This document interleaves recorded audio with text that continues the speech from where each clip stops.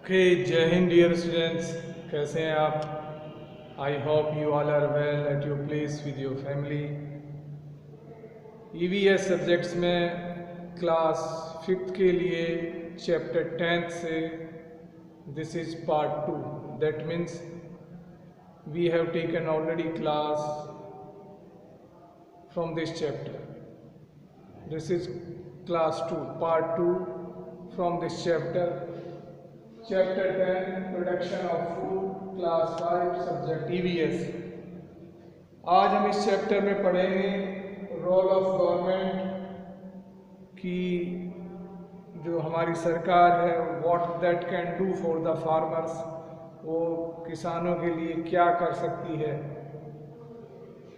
Then हम पढ़ेंगे changing food habits, कि किस तरह हमारी जो फूड की हैबिट्स हैं, आदतें हैं, वो धीरे धीरे चेंज हो गई है, चेंज हो रही है।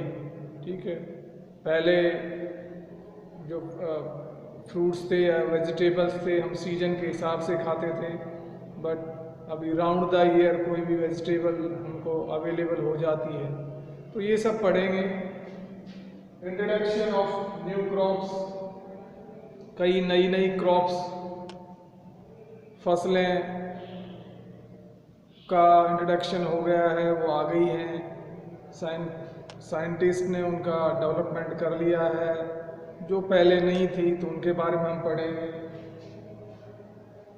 Advance storage and preservation. Earlier time में वेजिटेबल्स, फ्रूट्स को कुछ स्टोरेज करने का ज़्यादा फैसिलिटीज़ नहीं था, लेकिन अब एडवांसमेंट हो गया है स्टोरेज करने का। उनको प्रिजर्व किया जा सकता है, उनको सुरक्षित रखा जा सकता है काफ़ी समय तक। इसके बारे में हम पढ़ेंगे। Increase in food processing industry, जो हमारी इंडस्ट्रीज हैं, उद्योग, जैसे जो फूड प्रोसेसिंग इंडस्ट्रीज हैं, जो फूड से संबंधित। फूड प्रोसेसिंग का मतलब होता है कि एक तरह से खाने को तैयार करना, मतलब तैयार खाना। जैसे कुछ फूड्स हैं, एक तरह से हमें तैयार मिलते हैं मार्केट में, जिनको हम रेडीली खा सकते हैं। सो उनका भी इंक्रीज हुआ है, उनकी भी संख्या बढ़ी है, उनके बारे में पढ़ेंगे। Varied food habits in India, हमारे देश में जो फूड हैबिट्स हैं वो अनेकों हैं।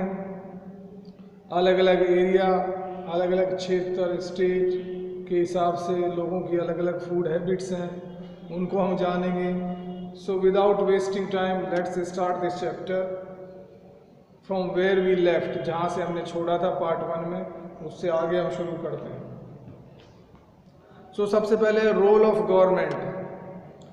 Small scale farmers need timely aid for buying seeds और for selling their produce. Small scale farmers, small scale मतलब तो लघु, जो छोटे किसान हैं। नीड टाइमली एड, एड का मतलब होता है मदद, सहायता। मैं एक बार फिर बता रहा हूँ डियर स्टूडेंट, जितने भी हार्ड वर्ड हैं मैं आपको सेपरेटली दूंगा लिखकर, डोंट वरी, पीडीएफ फॉर्मेट में। साथ ही साथ उन हार्ड वर्ड्स को मैं एक्सप्लेन भी करूँगा वीडियो के थ्रू। सो जो छोटे किसान हैं, they need timely help, timely aid, उनको समय के अनुसार मदद की ज़रूरत है। किस लिए? फॉर बाइंग सीड्स, बीज खरीदने के लिए, और फॉर सेलिंग देयर प्रोड्यूस, और जो कुछ उत्पाद करते हैं उसको बेचने के लिए। ठीक है। Here is what the government can do for them, यहाँ पे कुछ चीज़ें बताई गई हैं। व्हाट द गवर्नमेंट, की सरकार उनके लिए क्या कुछ कर सकती है। First, low interest rates to be levied on agricultural loans। Agricultural loans, खेती से संबंधित जो लोन है, लो इंटरेस्ट रेट्स, भाई वो उनको कम ब्याज में दिया जाना चाहिए। कि जो खेती से, किसानों से संबंधित जो लोन है, जो बैंक से पैसा लोन के थ्रू जो किसानों को दिया जाता है, उस पर ब्याज या इंटरेस्ट की रेट कम हो। Second, making land available to the farmers at affordable prices, affordable एक वर्ड है, AFFORDABLE। अफोर्डेबल मीन्स वहन योग, जिसको वहन किया जा सकते। तो बताया गया कि making land available to the farmers at affordable prices, कि भाई जो किसान हैं उनको ज़मीन की अवेलेबिलिटी दी जाए, ज़मीन उनके लिए अवेलेबल कराई जाए अफोर्डेबल प्राइसेस, जिस मतलब पैसा ऐसा हो उस ज़मीन का कि जिसको वो वहन कर सकें। किसानों को एक तरह से कम पैसे में ज़मीन मुहैया कराई जाए जिससे कि वो उस पर खेती कर सकें। Next, availability of proper irrigation methods. Irrigation का मतलब होता है सिंचाई। इरिगेशंस मतलब मेथड मतलब सिंचाई के जो साधन हैं, सिंचाई के जो तरीके हैं। Availability of proper irrigation methods, so उनकी अवेलेबिलिटी होनी चाहिए एरिया के हिसाब से। जो जितने भी सिंचाई के साधन हैं उनकी अवेलेबिलिटी होनी चाहिए ताकि किसान अपनी खेती में पानी दे सकते हैं। क्योंकि बहुत से एरिया जहाँ पे जिस जगह पे हम हैं यहाँ पे भी पानी की काफ़ी स्केर्सिटी है, कमी है, जिससे किसानों को आधी खेती सूख जाती है बिना पानी के। और पानी का लेवल, ग्राउंड लेवल भी बहुत नीचे चला गया है। कई बार किसान ट्राई कर करके काफ़ी पैसा पानी के लिए वेस्ट कर देते हैं। सो पानी की एक बहुत बड़ी समस्या है। तो गवर्नमेंट को इस रिगार्डिंग में या तो कोई कनाल, नहर जिसको हम कहते हैं, या कुछ फैसिलिटीज़ प्रोवाइड की जाए ताकि किसान अपनी खेती इजीली कर सकें। Easy access to good seeds, fertilisers etcetera. Easy access का मतलब होता है कि भाई आसानी से उपलब्ध हों क्या, गुड सीड्स, अच्छे बीज, फर्टिलाइजर्स जो खाद होते हैं हम डालते हैं, खेती में डालते हैं ना, जो खाद होते हैं, फर्टिलाइजर्स जिनको इंग्लिश में कहते हैं। तो फर्टिलाइजर्स और सीड्स या बीज आसानी से उपलब्ध हों, ऐसी व्यवस्था सरकार को करनी चाहिए। नेक्स्ट टॉपिक है चेंजिंग फूड हैबिट्स। ये हमारा हो गया changing food habits. Ask your grand parents which fruits and vegetables were available and in which seasons. एक छोटी सी एक्टिविटी आपको दी गई है कि आप अपने ग्रैंड पेरेंट्स जो हैं, आपके दादाजी या दादी जी जो हैं, उनसे आप पूछिए कि विच फ्रूट्स एंड वेजिटेबल्स, कौन से फल और सब्जियां वर अवेलेबल इन विच सीजन, उनके ज़माने में कौन से सीजन में कौन से फल और सब्जियां उपलब्ध थी, अवेलेबल थी। ठीक है। People at watermelon in summers and oranges in winter only. भाई लोग उस समय वाटरमेलन में तरबूज खाते थे इन समर्स, जो गर्मी का सीजन था तो लोग उस समय तरबूज गर्मी के सीजन में ही खाते थे। एंड ऑरेंजेज जो संतराज हैं, जो संतरा जिसको हम कहते हैं हिंदी में, वो सर्दी में ही खाते थे उस समय की बात है। मतलब हमारे ग्रैंड पेरेंट्स के टाइम की बात है। But advancement of technology has made all food items available all around the year। but advancement of technology, अभी जो एक टेक्नोलॉजी का एडवांसमेंट हो गया है, हम आगे बढ़ गए हैं, नई नई टेक्नोलॉजी मार्केट्स में आ गई है, दुनिया में आ गई, जिससे क्या हो रहा है, has made all food items available all round the year. हम पूरे साल में, राउंड द ईयर का मतलब होता है पूरे साल में हम कभी भी कोई भी फ्रूट और सब्जी खा सकते हैं, वो अवेलेबल होती है। समझ गए? पुराने ज़माने में केवल सीजन के हिसाब से सब्जियां और फल मिलते थे, लेकिन अब कोई भी सीजन में हम किसी भी सब्जी या फल को आसानी से प्राप्त कर सकते हैं, क्योंकि नई नई टेक्नोलॉजी मार्केट्स में आ गई है। सब्जियों और जितने भी फल हैं उनको प्रिजर्व किया जाता है, जो आगे बढ़ेंगे उनके लिए स्टोर किया जा सकता है। We don't have to wait for summers to eat lady finger or for winter to relish cauliflower। ये बताया गया है कि हमें इंतज़ार करने की ज़रूरत नहीं है गर्मियों में भिंडी खाने की और सर्दी में कॉलीफ्लावर मीन्स फूल गोभी का स्वाद लेने की। अब हम चाहें तो गर्मियों में भी फूल गोभी का स्वाद ले सकते हैं और सर्दियों में भिंडी का स्वाद ले सकते हैं, इनके सीजन के विरुद्ध अपोजिट, ठीक है, तो भी हम इनका स्वाद ले सकते हैं क्योंकि ये राउंड द ईयर अवेलेबल होती हैं। ये अलग बात है कि हम ऑफ सीजन में लेंगे तो थोड़ी सी हमें महंगी मिलेगी। There are various reasons for these changing foods habits. So इसके अनेकों कारण हैं, ये जो फूड हैबिट्स हमारी बदल रही हैं इनके अनेक कारण हैं। अब हम पढ़ेंगे इंट्रोडक्शन ऑफ न्यू क्रॉप्स। ये दोनों हमारा पूरा हो गया है, introduction of new crops. Many food items that were not available in our country earlier are now readily available in the local markets like kiwi, dragon fruit, seedless grapes, etc. देखिए, many food items that were not available in our country earlier। देखिए, बहुत से खाने के जो item हैं हमारे country में पहले, अर्लियर मीन्स पुराने ज़माने में या पहले, अवेलेबल नहीं थे। उस समय हमारे कंट्री में नहीं मिलते थे, अवेलेबिलिटी नहीं थी इनकी, ठीक है। आर नाउ रेडीली अवेलेबल, अब हमें तुरंत ही, रेडीली का मतलब होता है तुरंत ही अवेलेबल है इन द लोकल मार्केट्स। अब तुरंत ही अवेलेबल है, जैसे कीवी एक फ्रूट का नाम है, ड्रैगन फ्रूट है, सीडलेस ग्रेप्स, ऐसे अंगूर आते हैं जिनमें बीज नहीं होते, एक्सेट्रा, और भी हैं।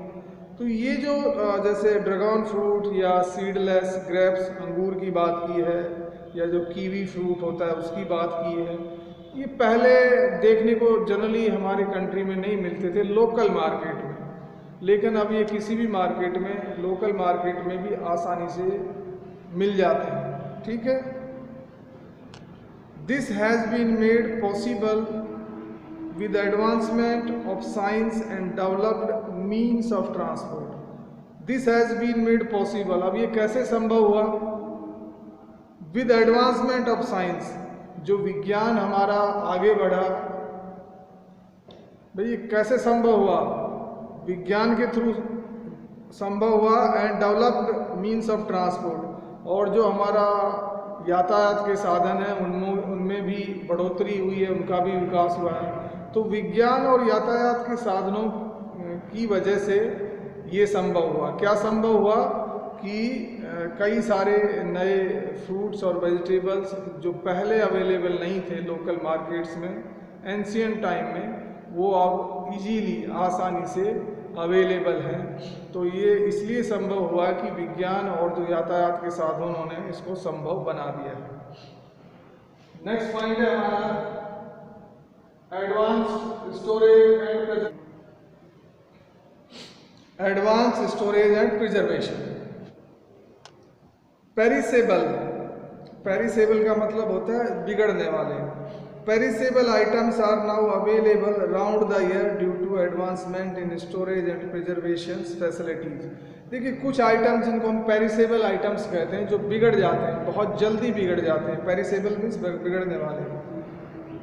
अब जो आइटम बिगड़ जाते हैं तो उनको ज़्यादा दिनों तक रखा नहीं जा सकता क्योंकि उनकी ड्यूरेबिलिटी नहीं है, वो कुछ दिन में ख़राब हो जाते हैं। लेकिन perishable items are now available round the year, लेकिन अब ऐसा नहीं है, पूरी साल। इवन जो बिगड़ने वाले आइटम भी हैं, जो ज़्यादा दिन नहीं चलने वाले आइटम हैं, वो भी अवेलेबल रहते हैं। राउंड द ईयर का मतलब होता है पूरी साल। क्या कैसे संभव हुआ?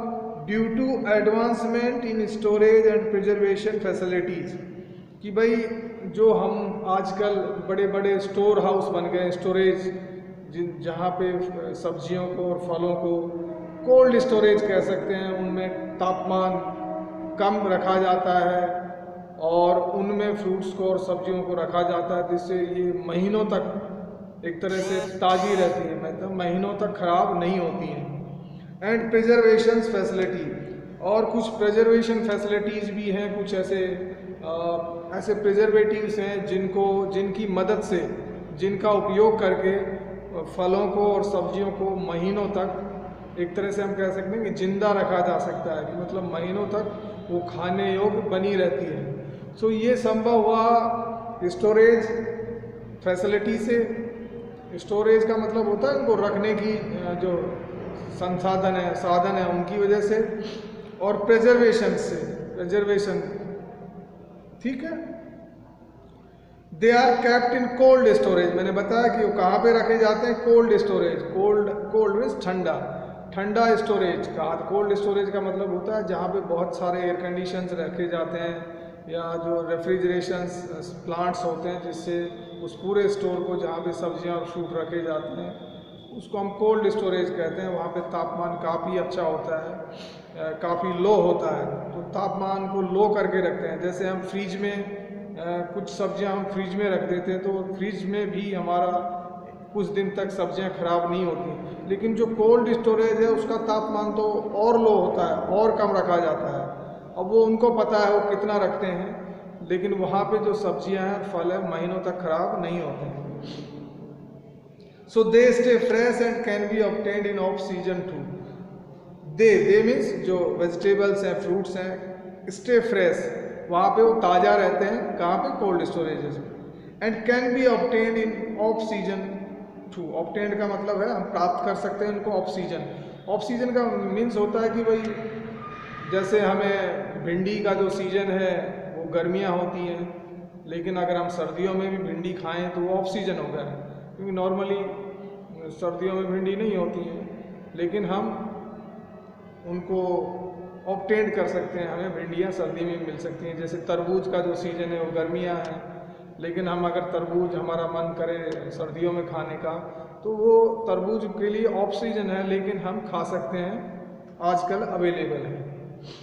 नेक्स्ट हम बात करेंगे increase in food processing industry.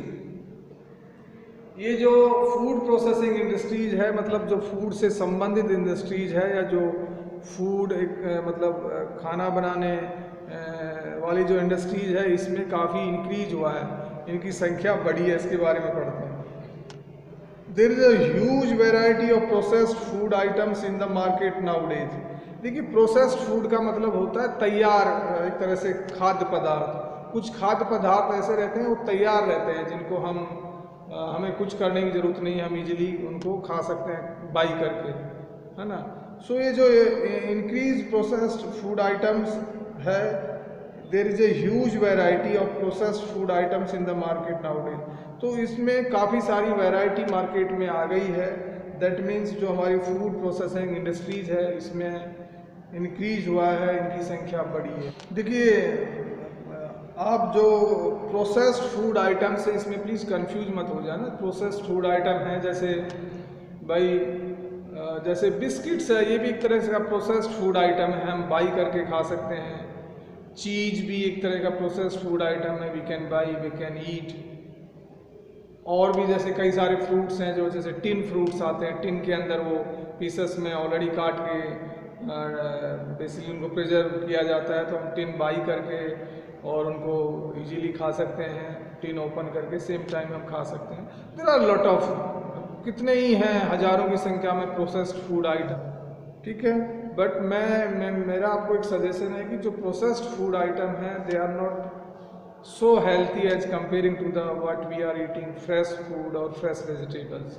Fresh का मतलब होता है जो मार्केट में जाके हम वेजिटेबल बाई करते हैं, फ्रूट्स बाई करते हैं, वो फ्रेश फ्रूट्स हो गए, वेजिटेबल हो गए। प्रोसेस्ड जैसे हम फ्रूट्स की बात करते हैं, जो डिब्बों में पैक फ्रूट्स होते हैं, जैसे बहुत सभी होते हैं, पाइनएप्पल, स्ट्रॉबेरी, और ये सारे डिब्बों में भी पैक होते हैं, तो एक तरह से प्रोसेस्ड फूड हो गया, ठीक है। तो that is not good for health, वो ठीक नहीं है हमारी हेल्थ के लिए। Yes, of course sometime we can eat, but I will suggest not to go for that. Choose the fresh food and vegetables.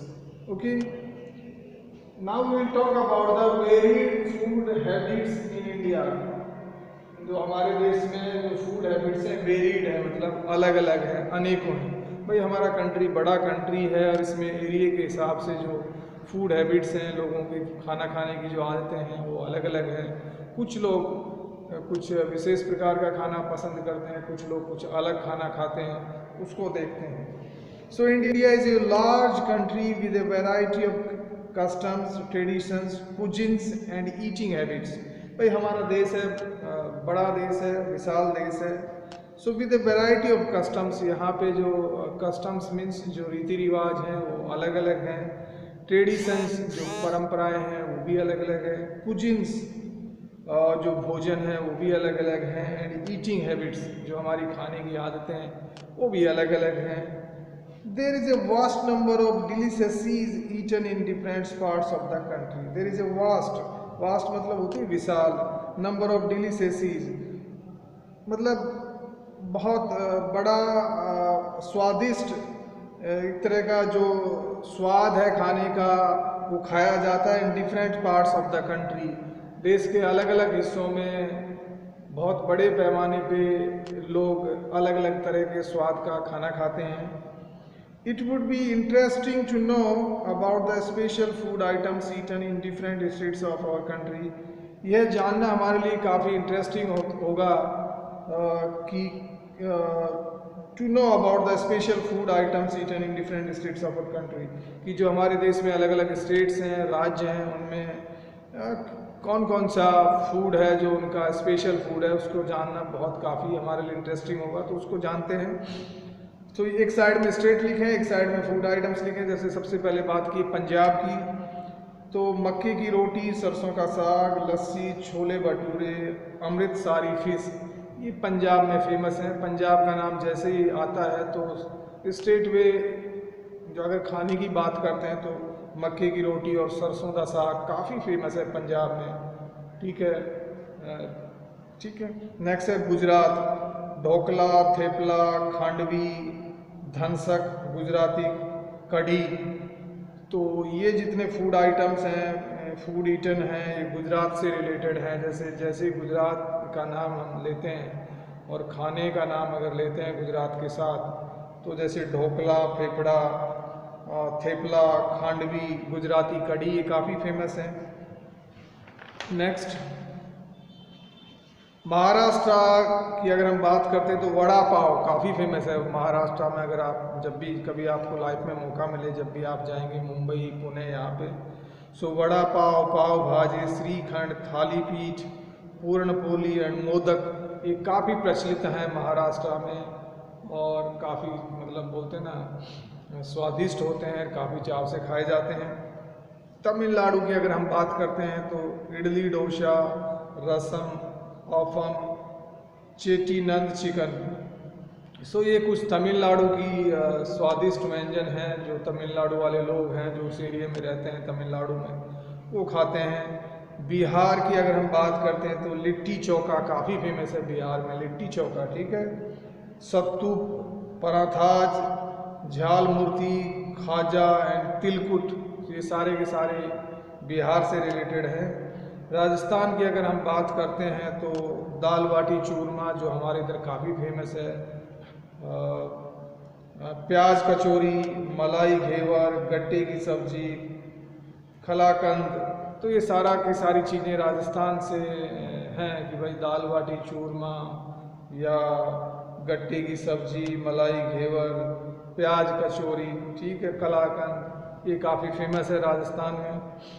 Waste Bengal की अगर हम बात करते हैं तो डोई मच, संदेश, डाब, झींगरी, रसगुल्ला, मिष्टी डोई, ये सारे के सारे वेस्ट बंगाल में फेमस हैं। और जब भी आपको कभी वेस्ट बंगाल में जाने का मौका मिलता है तो प्लीज़ आप ज़रूर इनको टेस्ट करें, इन चीज़ों को। जैसे कुछ लोग राजस्थान में आते हैं तो जो राजस्थान की फेमस चीज़ें हैं वो उनको खाना नहीं भूलते, उनको ज़रूर उनका स्वाद मतलब टेस्ट लेना चाहते हैं। नेक्स्ट है सिक्किम की अगर हम बात करते हैं तो फाग साफा, मोमोज, टुकपा, गंडरक एंड श्याल रोटी जो है ये सब सिक्किम में फेमस हैं। आंध्र प्रदेश पे आते हैं तो बिरयानी, मिर्च सालन, कोरिकोरा, घुंगरू पीकल, तो ये आंध्र प्रदेश में फेमस है। देखिए बिरयानी बहुत फेमस है आंध्र प्रदेश की बिरयानी। अगर आपको कभी लाइफ में मौका मिलता है तो प्लीज़ ज़रूर खाएं बिरयानी। वहाँ पे वेज बिरयानी भी मिलती है और नॉन वेज बिरयानी भी मिलती है, तो दोनों तरह की बिरयानी आंध्र प्रदेश में काफ़ी टेस्टी होती है। ठीक है। ऐसे ही जम्मू एंड कश्मीर की अगर हम बात करते हैं तो रोगन जोश, दम आलू, कई बार हमारे इधर भी जो मैरिजेस फंक्शंस होते हैं उनमें बनाए जाते हैं तो काफ़ी अच्छे लगते हैं। बट एक्चुअली ओरिजिनल दम आलू जिसको हम कहते हैं ये एक्चुअली जम्मू कश्मीर से ही शुरुआत हुई है, तो अगर आपको मौका मिलता है तो वहाँ ज़रूर खाएं दम आलू। याकनी, गस्ताबा, तबक माज एंड कलड़ी चीज़, ये सब जम्मू एंड कश्मीर से रिलेटेड हैं।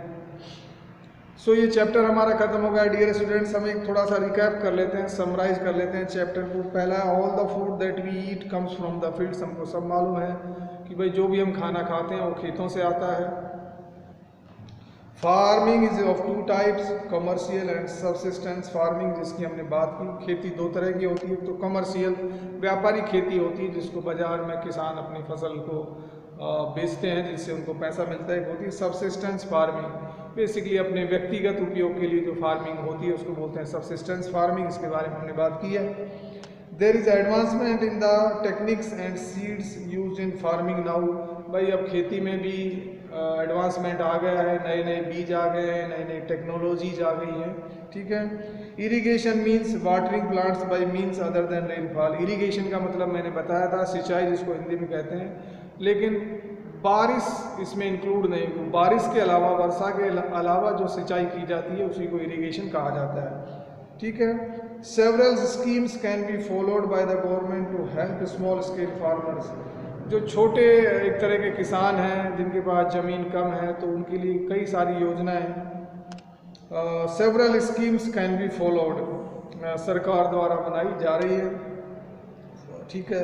India is a land of varied food habits. हमारी जो ज़मीन है अपने देश की उसको कहा जाता है कि land of varied food habits. अनेक तरह की फूड हैबिट्स वाली ज़मीन है यहाँ पे, तरह तरह की फूड हैबिट्स हैं लोग जिसको अपनाते हैं। So that's all dear students, ये चैप्टर हमने ख़त्म कर दिया है। जो असेसमेंट सीट है मैं वो भी प्रिपेयर करके आपको PDF फॉर्मेट में आपके ग्रुप में डाल दूँगा। साथ ही साथ जितने भी हार्ड वर्ड्स हैं वो मैं आपको सेपरेटली वो भी PDF फॉर्मेट में आपके पास डालूंगा और उन हार्ड वर्ड्स पे एक वीडियो भी बनाऊंगा। So please go through this chapter. फिर भी अगर आपको कोई डाउट्स या आपकी कोई क्वेरी है तो feel free to ask your queries, your doubt through the groups या school mobile numbers. Be safe at home, don't waste the time and be healthy, sleep well, eat well and do your work well. So that's all in this class. See you in the next class. Have a great day, dear students. Bye bye.